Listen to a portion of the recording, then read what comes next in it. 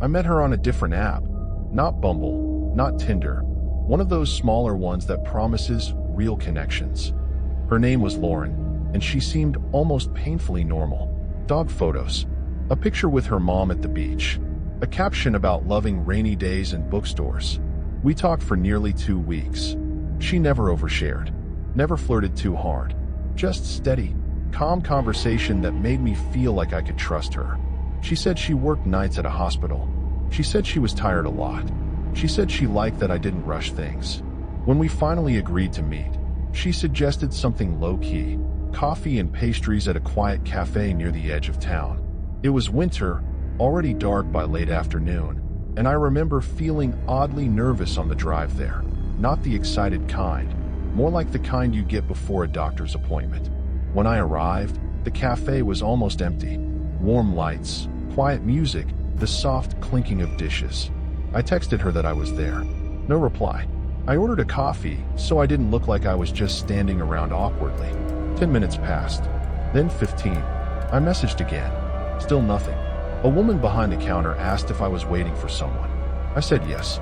She smiled in that sympathetic way that said she'd seen this before. I had just decided to finish my drink and leave when the door opened, and a woman in a long gray coat walked in. She didn't look at me. She walked right up to the counter, ordered tea, then finally glanced my way.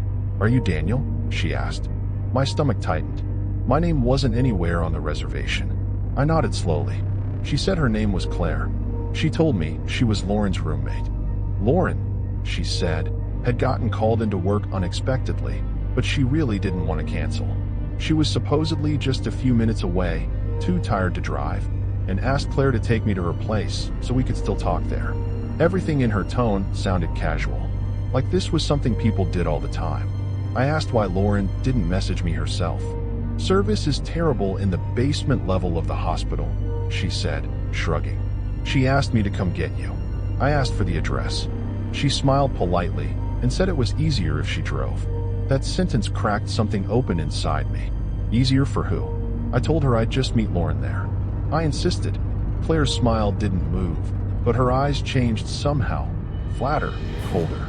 "Lauren doesn't like people knowing where she lives," she said. "She's had problems before." I felt my hands getting sweaty.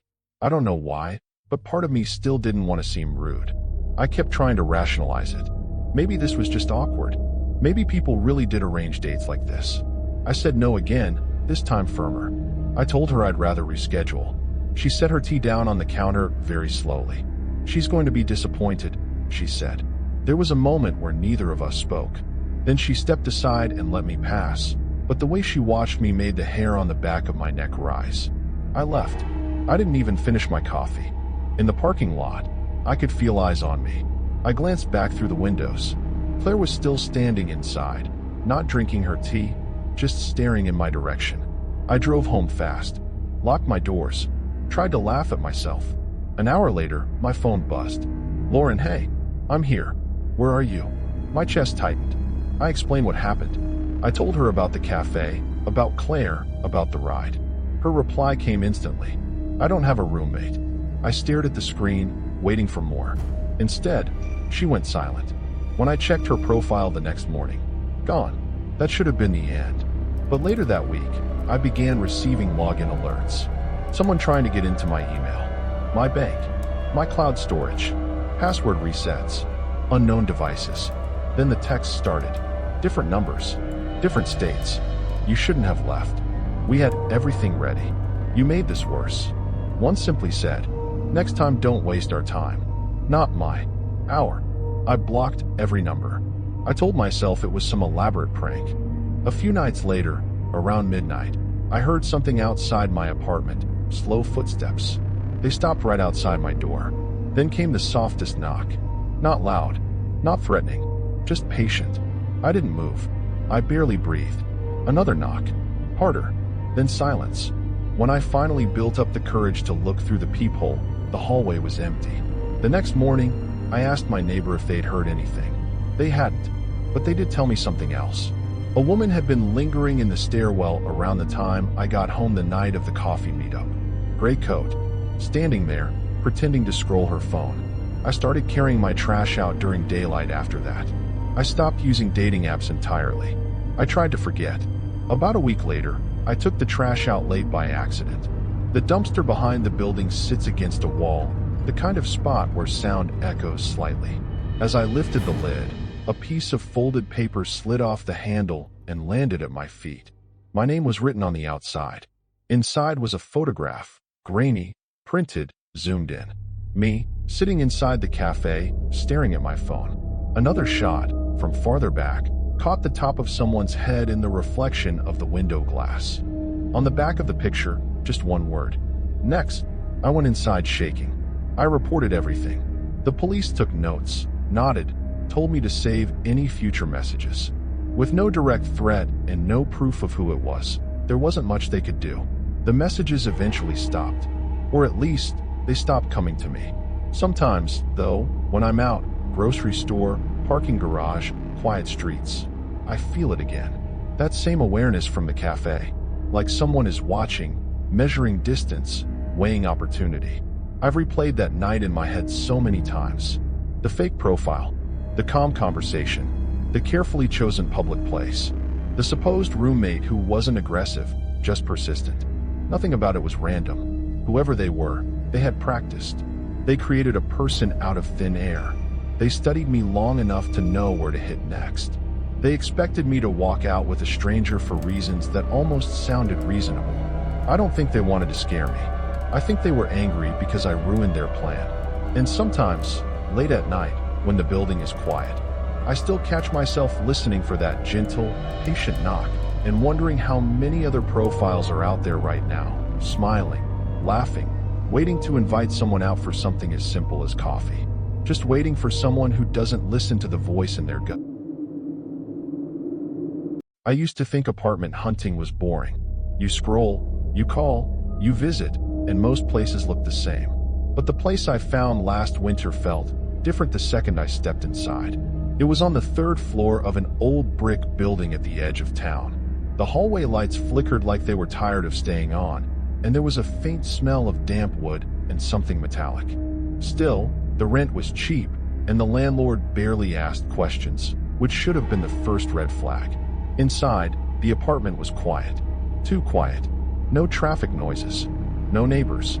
Just this heavy, pressing silence that seemed to fill the air and settle into my chest.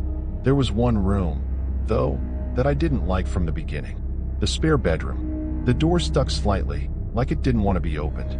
When I pushed it, the hinges groaned, and a wave of cold air rolled out, even though the heater was on. The walls were bare.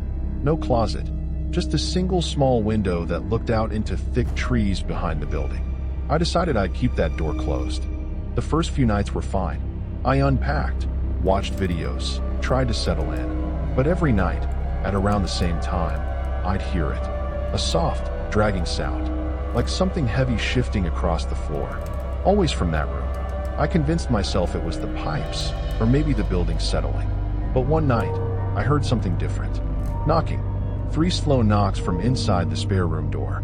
I froze on the couch, staring at the closed door across the living room. My phone lit up with a notification, and for a second, I thought maybe it was just my imagination. Then the knocking came again, louder this time, followed by a faint, whispery scrape, like fingernails.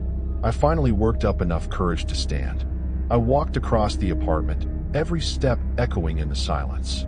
My hand hovered over the handle, and the metal felt colder than ice. Before I touched it, the handle twitched. Just a small shake, like something on the other side was waiting. I stepped back and slept on the couch, lights on. The next morning, I told myself I'd open the room in daylight, just to prove nothing was there. Sunlight poured through the windows. Everything felt normal. My heartbeat slowed. I turned the knob and pushed the door open. The room was empty, but the bed, the old metal frame the landlord said came with the place, had been dragged 6 inches across the floor. Long, fresh scratches gouged into the wood where it had moved. And on the dusty window glass, written with a finger from the inside, were 2 words. "Don't open." I backed away slowly, shut the door, and slid a chair under the handle. I didn't sleep that night, or the next. I told myself I'd leave at the end of the month. But last night, The knocking started again. Not from the spare room. From the inside of my bedroom closet. I used to think the scariest thing about the internet was viruses or scams. I was wrong. The scariest thing is when someone behind a screen decides they own you. It started during my final year of college. Nights meant sleepless study sessions, cheap coffee, and the quiet worry that my whole future depended on the next exam. I barely went out. I barely talked to anyone. Stress felt like it lived between my ribs.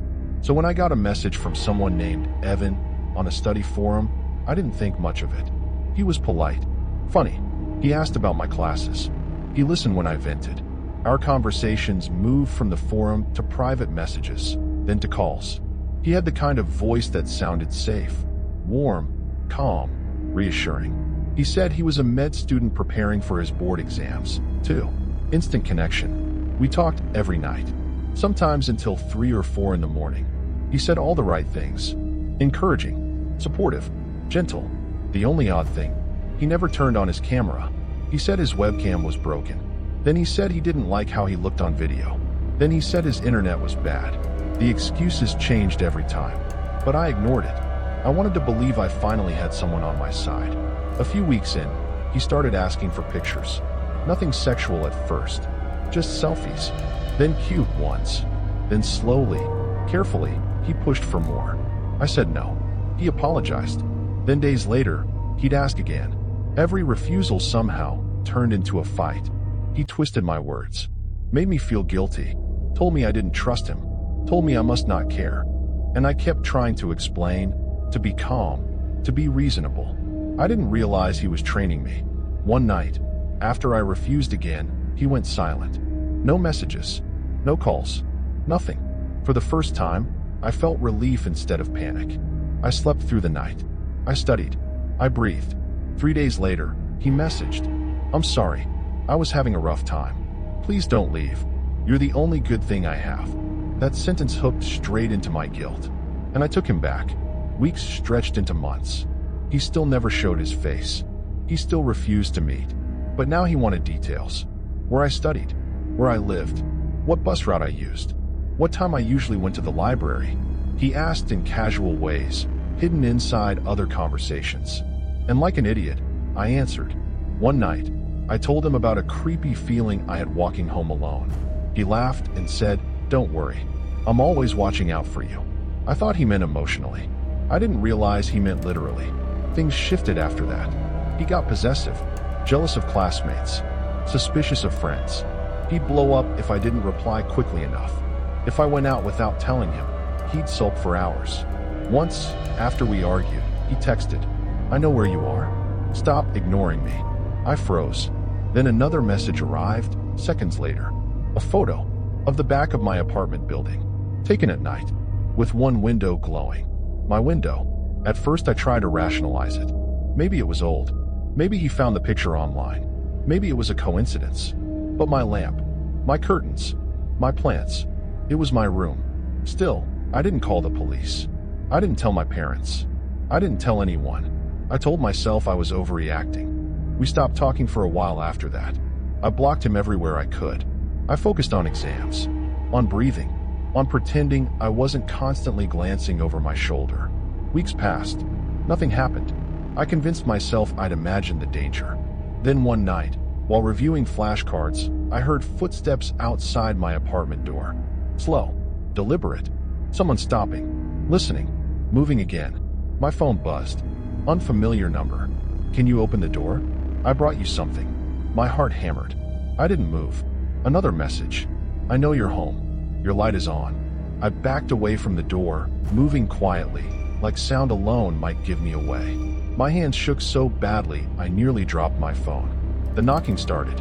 Soft at first, then louder, then harder.